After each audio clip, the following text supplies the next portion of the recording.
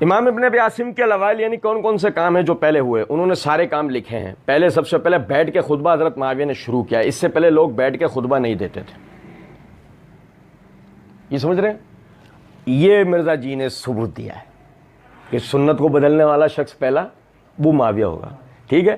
اور حوالہ دیا ہے مرزا جی نے امام ابن عاصم کی کتاب الاوائل کا ہی. صحیح. اچھا مزے کی بات بتاؤں آپ کو، کتاب الاوائل میں روایت کہیں بھی نہیں ہے. بھائی میرے پیارے سنو ذرا، کتاب الاوائل میں یہ روایت ہے ہی نہیں، سرے سے ہی نہیں ہے. ٹھیک ہے. ہم مرزا جی کے مقلدین کی جناب میں عرض کریں گے کہ بہت ممکن ہے ہمیں نہ ملی ہو، آپ ہمیں اس کا اسکین پیج توفتاً بھیج دیں، ہم اس کی تحقیق کر لیں گے. ہاں لیکن اتنا ضرور ہے کہ ہم اتنے پہ معاملے کو تو چھوڑ نہیں سکتے تھے نا. آپ سمجھے؟ مرزا جی کی اوقات تو ہمیں دکھانی تھی نا کہ مرزا جی کی اوقات ہے کیا. یہ دیکھیے گا ذرا کیا ہے. مصنف کا حوالہ دینے کی وجہ بھی یہ ہے کہ پچھلے ہی دنوں آپ لوگوں کو یاد ہوگا کہ مرزا جی کی ریکارڈنگ کے دوران میں، یعنی کہ یہ مسئلہ 157 کی ریکارڈنگ کے دوران میں مرزا جی نے ہی ہمیں توجہ دلائی تھی، پڑھو نا کتاب الاوائل، پڑھو نا کتاب. اس میں امام ابو بکر بن ابی شیبہ نے جو کتاب الاوائل اور کتاب الفتن ذکر کیا ہے، اس میں جمل اور صفین وغیرہ کے کیا تفصیلات انہوں نے بیان کر رکھی ہیں. صحیح ہے. تو اس لیے بھی جو ہے میں مصنف ابن ابی شیبہ کے حوالے سے اس روایت کو پڑھ رہا ہوں. اچھا پڑھنے سے پہلے ہی میں ایک نقطے کی طرف آپ بھائیوں کو توجہ دلا دوں. اگر بالفرض ہماری بیان کردہ اسانید کے علاوہ کوئی سند صحیح مرزا جی یا مرزا جی کے جتنے مقلدین ہیں ان کو مل جاتی ہے، وہ ہمیں توفتاً بھیج دیں، ہم سے اس کا جواب لے لیں، مسئلہ ہی نہیں. ٹھیک ہے. فی الوقت ہمیں یہی دو سندیں اس حوالے سے مل پائی ہیں، وہ آپ کے سامنے ہم گوش گزار کر رہے ہیں. یہ مصنف ابن ابی شیبہ ہے، جلد نمبر 13 ہے، صفحہ نمبر 17 ہے، کتاب الاوائل ہے، روایت نمبر 36803 ہے. اس سند سے روایت ہے حدثنا علی بن مسہر ان لیس ان طاؤس قال اول من جلس علی المنبر فی الجمعۃ معاویہ. سب سے پہلے جو منبر پہ جمعے کے دن بیٹھے وہ معاویہ تھے. اب آپ سمجھے ذرا، اس میں خطبے کا لفظ نہیں ہے. اور بھائی میرے اس بات پہ پہلے توجہ کریں، اس میں خطبے کا لفظ نہیں ہے. امام جب منبر پہ آتا ہے نا پہلے تب بیٹھتا ہی ہے.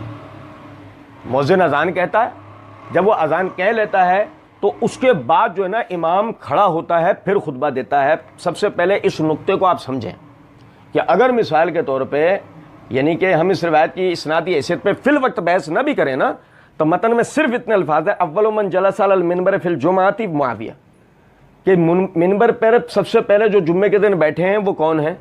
وہ معاویہ ہیں. اس میں بیٹھ کے خطبہ دینے کا فی الوقت ذکر نہیں ہے. لیکن چلو جیسے کہ دوسری روایت کو کوئی مد نظر رکھ کر اس میں گھسیڑنے کی کوشش کرے تو روایت کے راوی امام طاؤس رحمۃ اللہ علیہ کے حوالے سے بیان کرنے والے لیث بن ابی سلیم.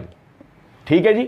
یہ میرے ہاتھ میں تہذیب التہذیب ہے، اس کی جلد نمبر 6 کا صفحہ نمبر 612 613 بھائیوں کا. آگے صرف چند عبارتیں آپ کے سامنے رکھ رہا ہوں. امام ابن معین کہتے ہیں کانا لیث ضعیف الحدیث عن طاؤس. اور ذرا بھی ایسی نہیں ہے کہ صرف انہوں نے کہا ہو کہ کانا ضعیف الحدیث وہ حدیث میں ضعیف ہے. نہیں، کانا ضعیف الحدیث عن طاؤس کے طاؤس سے بیان کرنے میں بھی روایت میں ضعیف ہے. اسپیشلی امام طاؤس سے بیان کرنے میں لیث بن ابی سلیم ضعیف ہے. فاذا جمع طاؤس غیرہ فزیادۃ ہوا ضعیف. یہ اپنے حافظے کی خرابی کی وجہ سے طاؤس کی بیان کردہ روایتوں کے ساتھ دوسری روایتوں کو جمع کر دیتا ہے، پس وہ ضعیف ہوتی ہے. قال ابن ابی حاتم سمعت ابی و ابا زرع یقولان لیث لا یشتغل بہ وهو مضطرب الحدیث. امام ابو زرع راضی، امام ابو حاتم راضی دونوں حضرات فرماتے ہیں لیث وہ راوی نہیں ہے جس کے ساتھ مشغول ہوا جائے، ہوا مضطرب الحدیث، وہ مضطرب الحدیث ہے. قال ابو زرع لیث بن ابی سلیم لین الحدیث لا تقوم بہ الحجہ عند اہل العلم بالحدیث. لیث حدیث کے معاملے میں ضعیف ہے، محدثین کے نزدیک اس کی روایت پایا ثبوت کو پہنچتی ہی نہیں ہے. ایٹم بوم، ایٹم بوم دیکھے آپ نے؟ یہ ایٹم بوم ہے. سنیں ذرا بات کو. اور یہ دیکھیں دوسری سند، یہ مصنف ابن ابی شیبہ میرے ہاتھ میں ہے، جلد نمبر 2 ہے، صفحہ نمبر 558 ہے، کتاب الصلاۃ ہے، روایت نمبر ہے 5233. اس سند کے ساتھ ہے حدثنا جریر عن مغیرہ عن الشعبی کالا انما خطب معاویہ قائدن، ٹھیک ہے، کہ امام شابی کی طرف یہ بات منسوب ہے کہ معاویہ رضی اللہ عنہ نے بیٹھ کے خطبہ دیا، ٹھیک ہے بھائی جان. اچھا جی اب سمجھے ذرا بات.